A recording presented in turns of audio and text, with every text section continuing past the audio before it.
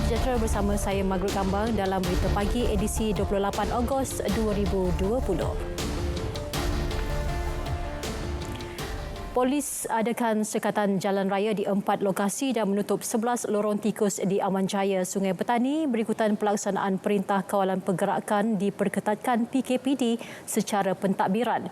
Ketua Polis Daerah Kuala Muda ACP Azli Abu Shah berkata, sekatan membabitkan jalan ke Ambangan Haid iaitu kawasan perumahan Zon Melor, Kenanga dan Mawar. Terdapat 25 anggota dan pekerja awam IPD Kuala Muda tinggal di kawasan PKPD terbabit. Berikutan itu, ACP Azli memohon bantuan kontijen IPK Kedah untuk membantu pencegahan jenayah di Kuala Muda. Penugasan melibatkan kawasan seluas kira-kira 2.85 km persegi. Kawat duri juga akan dipasang di kawasan sekatan, manakala di lorong tikus akan diletakkan batu konkrit sebagai penghalang. 26 pegawai dan 93 anggota PDRM, 16 anggota Angkatan Tentera dan 16 anggota Polis Sukarelawan Simpanan terlibat penugasan. Jumlah keanggotaan akan berubah dari semasa ke semasa.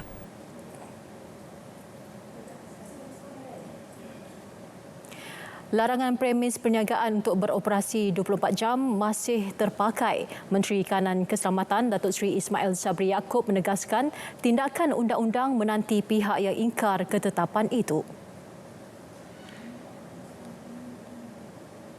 Ramai yang saya tak tahu keliru atau tidak tentang waktu operasi bagi premis perniagaan. Saya dah umumkan bahawa waktu operasi premis perniagaan hanya sehingga pukul 12 malam sahaja. Jadi didapati ada premis-premis yang beroperasi sehingga 24 jam. Seperti kedai serba nikah 24 jam. Kedai serba nikah 24 jam didapati ada yang menjalankan operasi sehingga 24 jam. Mungkin saya tidak tahu kenapa mereka buka. Mungkin mereka mendapat kebenaran daripada PBT. Jadi saya nak tekankan sekali lagi bahawa semua premis perniagaan hanya dibenarkan dibuka sehingga pukul 12 malam sahaja dan tidak lebih daripada itu. Mesyuarat khas menteri-menteri menetapkan hanya klinik dan pusat perubatan swasta dibenar beroperasi 24 jam.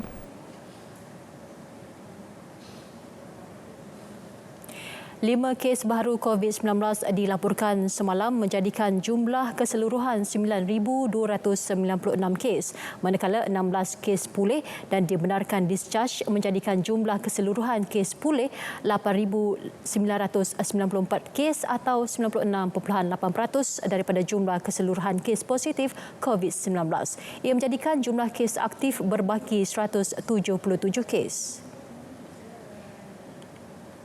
Ketua Pengarah Kementerian Kesihatan Tan Sri Dr. Nur Hisham Abdullah menjelaskan 2 daripada 5 kes baru melibatkan kes import yang mendapat jangkitan di luar negara iaitu Filipina dan Mesir. Manakala 3 kes penularan tempatan dilaporkan di Melaka. 2 kes saringan sebelum menjalani pembedahan di Hospital Angkatan Tentera Malaysia di Kem Terendak di Melaka dan 1 kes saringan bergejala iaitu batuk dan sakit tekak juga di Hospital Angkatan Tentera Kem Terendak di Melaka. 8 kes positif sedang dirawat di unit rawatan rapi. Dana Bencana Nasional bertujuan menarik pelaburan modal asing swasta ke dalam syarikat pemula dan PKS tempatan dilancarkan. Inisiatif itu dilaksana berteraskan kerjasama sektor awam dan swasta menerusi program padanan modal. Dana Bencana Nasional dilancarkan Menteri Kewangan Tengku Datuk Seri Zafrul Abdul Aziz. Ia merupakan dana pelaburan teknologi berjumlah RM600 juta bagi sektor modal teroka dan permulaan di Malaysia. Jumlah itu akan dipadankan 1:1 dengan pelaburan institusi pelaburan asing. What's good is tadi ramai banyak syarikat-syarikat luar negara, investment companies luar negara yang berminat untuk membuat pelaburan di negara ini. Yang penting juga ialah fund ini akan dipadankan oleh will be matching by the government. Matlamat penubuhan dana penjana nasional adalah bagi memacu pemulihan ekonomi melalui proses pendigitalan perniagaan negara dalam sektor teknologi berimpak tinggi dengan menarik pelabur asing strategik. Penyertaan pelaburan asing juga akan memperkasa pembangunan modal insan negara dalam bidang teknologi berimpak tinggi melalui kerjasama dengan rakan kerja dana modal teruk ketempatan. Dana Penjana Nasional antara 40 inisiatif yang diumumkan di bawah penjana. Pendedahan Menteri Kewangan berhubung senarai projek secara rundingan terus semasa pentadbiran kerajaan terdahulu dibuat atas dasar mendukung ketelusan. Senarai dikeluarkan itu bertujuan menjawab soalan dan permintaan ahli parlimen di Dewan Rakyat. List itu adalah berdasarkan fakta. Ia bukannya berdasarkan siapa yang negotiate bila dia sign. Tapi kalau kita lihat betul-betul, itulah daftar dan fakta yang ada yang menunjukkan LOA ataupun letter of award yang disign pada masa itu, ya, pada masa Pakatan Harapan. Jelas Tengku Datuk Seri Zafrul, rundingan terus dibenarkan mengikut Akta Tata Cara Kewangan 1957. Bekas Pengurus Kanan Kewangan Pertubuhan Peladang Kebangsaan Nafas dihadap ke Mahkamah Session Kuala Lumpur atas 3 tuduhan rasuah berkaitan kontrak projek bekalan baja. Tertuduh Muhammad Saiful Iskandar Kasim bagaimanapun mengaku tidak bersalah dan mohon dibicarakan. Muhammad Saiful dituduh menerima suapan wang berjumlah RM6,000 menerusi beberapa siri pemindahan wang secara dalam talian. Ia sebagai dorongan mempercepatkan proses bayaran kontrak menyediakan tenaga kerja, peralatan serta bahan bagi kerja-kerja menghantar baja. Semua kesalahan dilakukan di Ibu Negara antara 10 Disember 2015 hingga 26 Februari 2016. Hakim Azura Alwi membenarkan tertuduh dijamin RM20,000 dengan seorang penjamin dan pasport diserahkan kepada mahkamah. Kes disebut semula 25 September depan.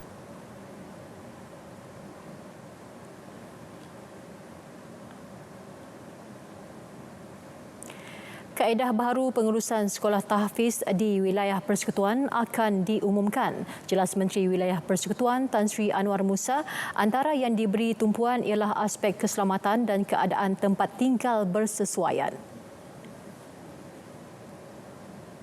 Way forward ke hadapan bagi tahfiz-tahfiz, terutama tahfiz-tahfiz yang berada dalam ibu kota seperti wilayah. Kalau tidak nanti tahfiz-tahfiz ini akan makin lama makin terpinggir, makin lama makin terpinggir. Pencakar langit bertambah, kondominium mewah bertambah, tapi ruang-ruang untuk pendidikan tahfiz mungkin menjadi berkurangan. Saya fikir kita kena ada satu kaedah. Tan Sri Anwar ditemui selepas menyampaikan sumbangan inisiatif wilayah Cakna di Madrasah Tahfiz Al-Yamani, Kampung Baru.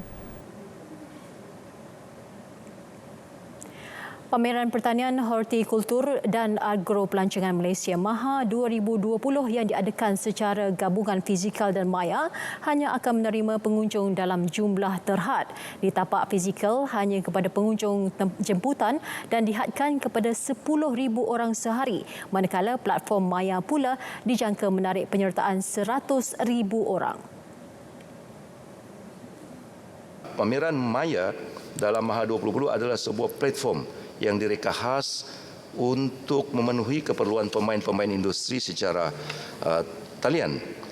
Sama seperti yang ditawarkan oleh pameran fizikal platform MAHA 2020 versi maya juga mampu untuk mengendalikan transaksi perniagaan sama ada bagi pemasaran domestik maupun luar bandar. Pelbagai aktiviti atas talian seperti sesi perbincangan, padanan perniagaan, business matching, webinar, conference video conferencing serta promosi produk pertanian dan makanan boleh dipaparkan secara langsung melalui pameran maya ini. Justru untuk makluman Dewan ini, MAFI percaya bahawa melalui penekanan dan kaedah ini iaitu pendekatan secara trade dan business event ini.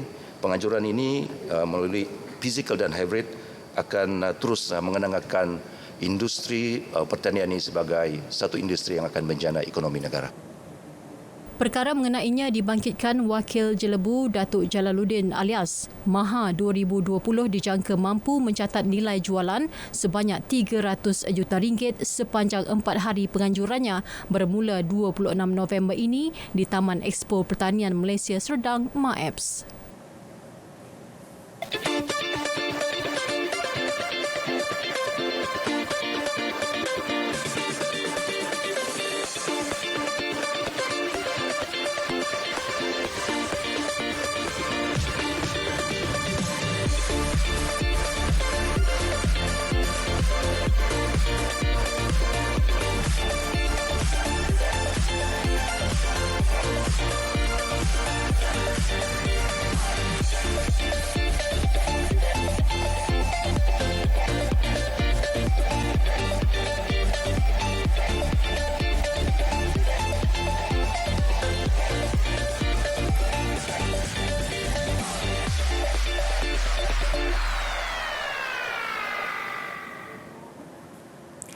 Laporan Jawatan Kuasa Khas Pembaikan Sistem dan Undang-Undang Pilihan Raya ERC mengenai 49 syur reformasi pilihan raya berjaya dilengkapkan dalam masa 2 tahun.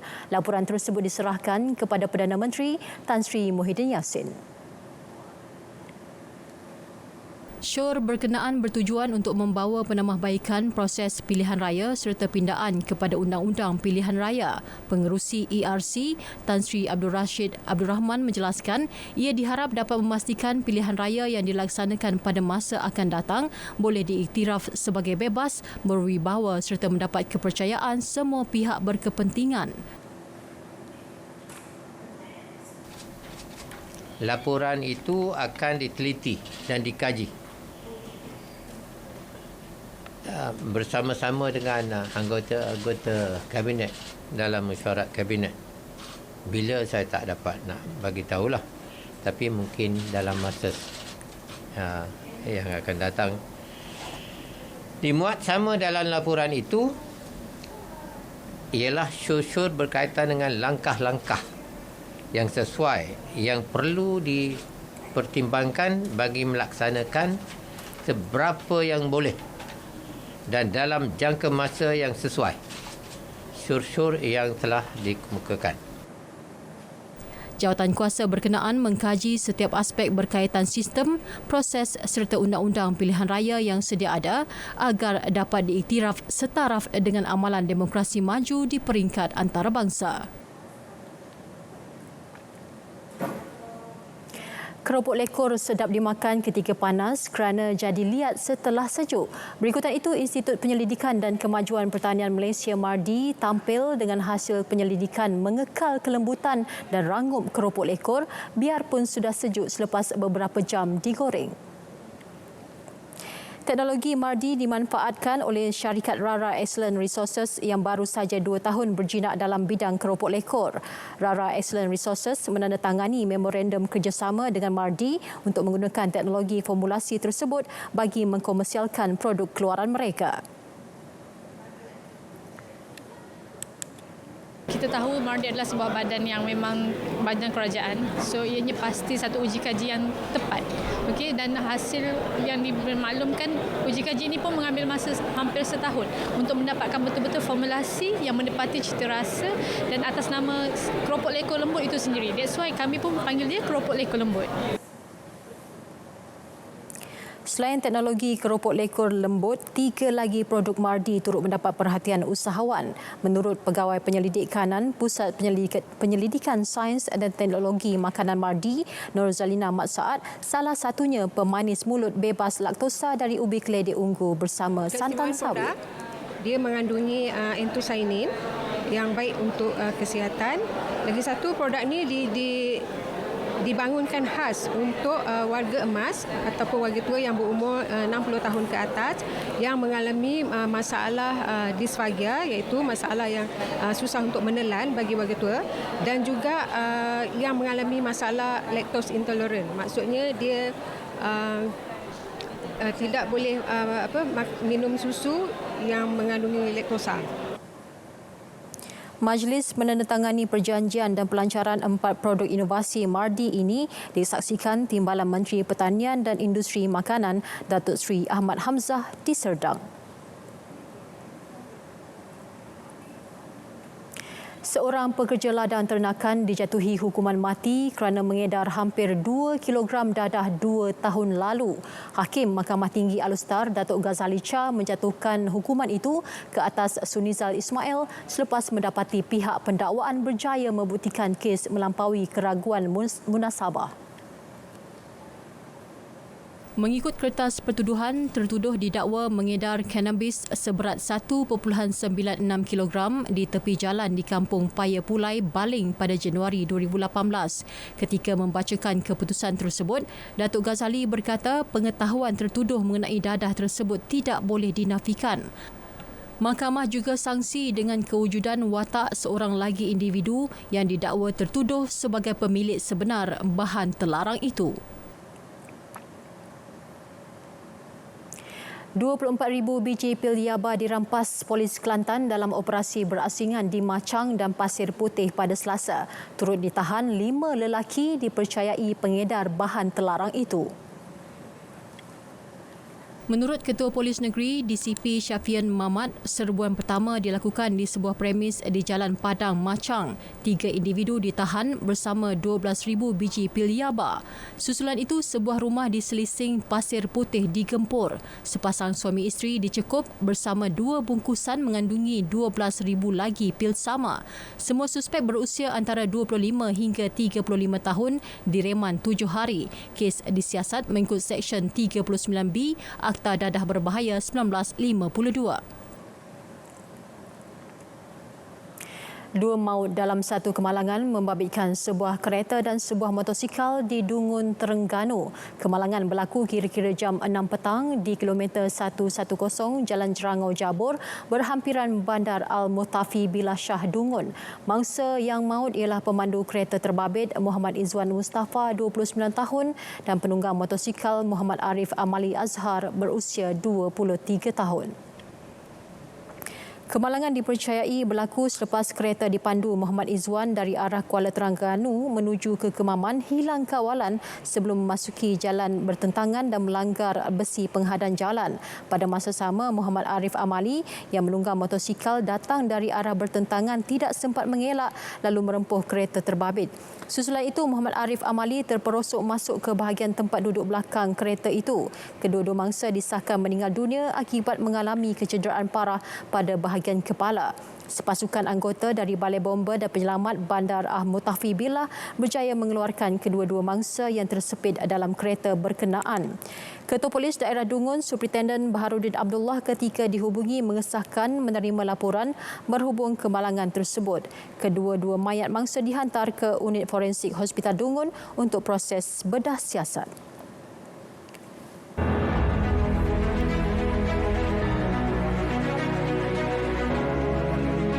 Dalam menghadapi situasi mencabar sebegini, kita perlu sentiasa bekerjasama.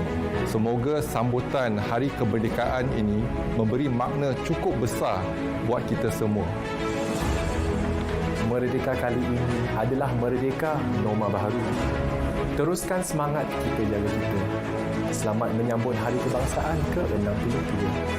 Kita semua adalah barisan hadapan. Kita belum menang, tetapi kita pasti akan menang. Kibarkanlah jalur gemilang, raikan hari bersejarah bersama. Selamat menyambut Hari Kebangsaan. Terima kasih Malaysia. Merdeka, merdeka, merdeka.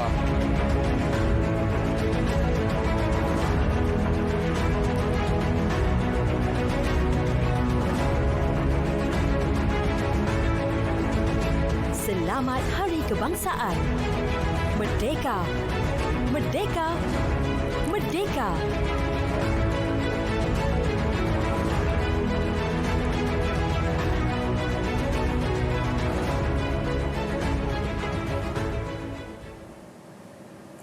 Tiada halangan untuk umat Islam memakai pakaian kebudayaan bangsa lain asalkan ianya patuh syariah. Menteri di Jabatan Perdana Menteri, Datuk Dr. Zulkifli Muhammad Al-Bakri berkata, meraikan budaya lain tidak menjadi kesalahan. Namun jika berkait isu agama, ia perlu diperhalusi. Kalau dalam Islam mesti menutup aurat dengan ada terma-terma pakaian-pakaian yang diizinkan, tidak menyerupai dalam bentuk keagamaan yang berlainan daripada agama Islam, maka yang itu dibenarkanlah dengan kesopanan, tata susila dan seumpamanya. Beliau mengulas isu umat Islam mengenakan busana tradisional bangsa lain sempena sambutan Bulan Kemerdekaan.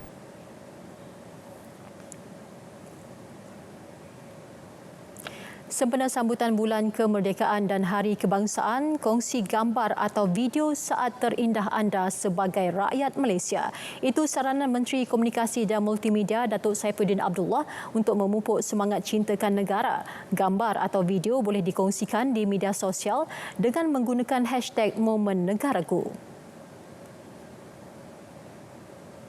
Kita mencadangkan supaya masing-masing secara individu atau kumpulan ambil gambar atau buat video pendek tentang apa saja momen yang paling dia cherish, momen terindah sebagai rakyat Malaysia.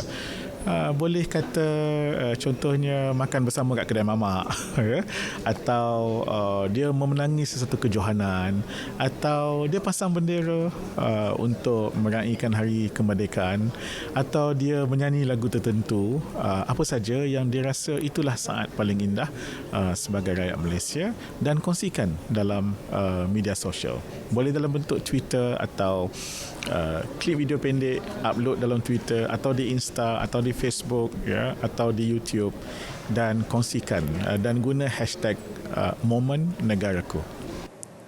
Datuk Saifuddin ditemui selepas menjadi tetamu program Selamat Pagi Malaysia di Angkasa Puri. Beliau turut menggalakkan orang ramai mengibarkan jalur gemilang sebagai tanda berbangga menjadi rakyat Malaysia.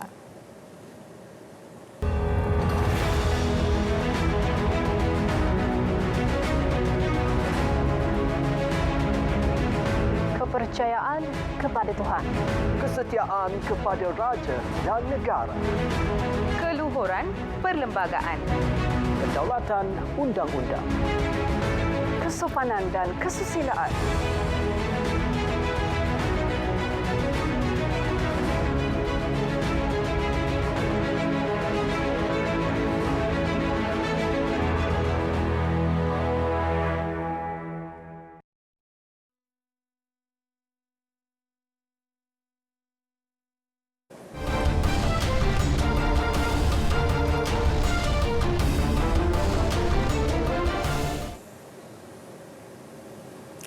Persatuan Menembak Kebangsaan Malaysia NSAM akan menganjurkan sekurang-kurangnya 2 kejohanan lagi tahun ini.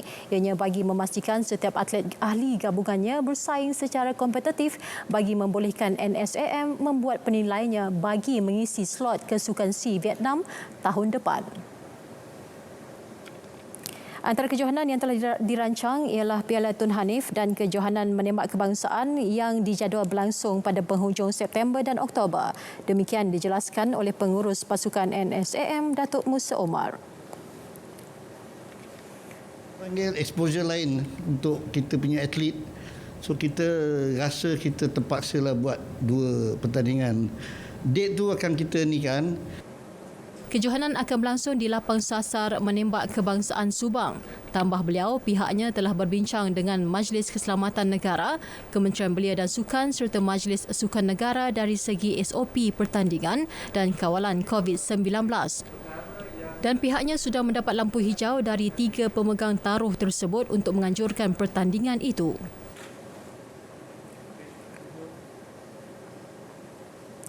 Sementara itu, Pengurus Pasukan Persatuan Menembak Kebangsaan Malaysia NSAM, Datuk Musa Omar memaklumkan atlet menembak Malaysia mungkin akan ke Hanoi 3 bulan lebih awal dari tarikh berlangsungnya Sukan C menghadapi kejohanan menembak Asia Tenggara. Namun, beliau dimaklumkan oleh tuan rumah semua acara akan dilangsungkan kecuali Rafael dan ia sedikit mengusarkan buat NSAM dalam pungutan pingan.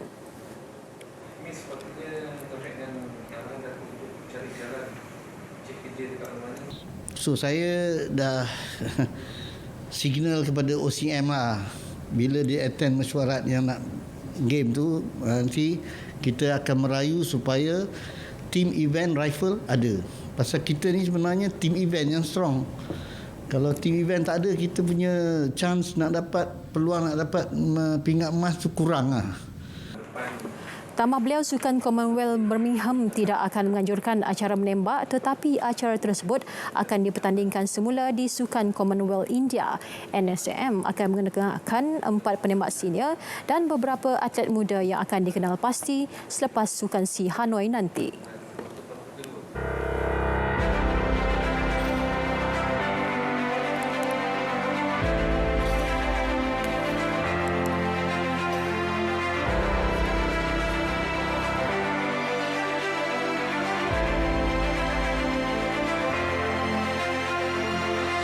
Kepercayaan kepada Tuhan, kesetiaan kepada raja dan negara, keluhuran perlembagaan, kedaulatan undang-undang, kesopanan dan kesusilaan.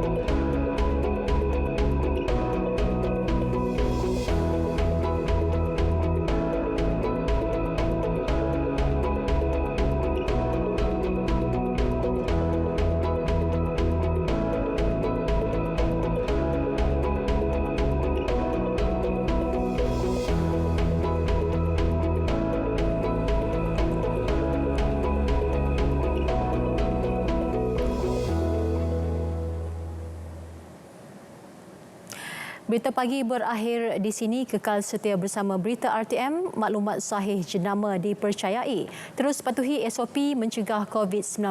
Dengan itu, salam hormat dan jumpa lagi.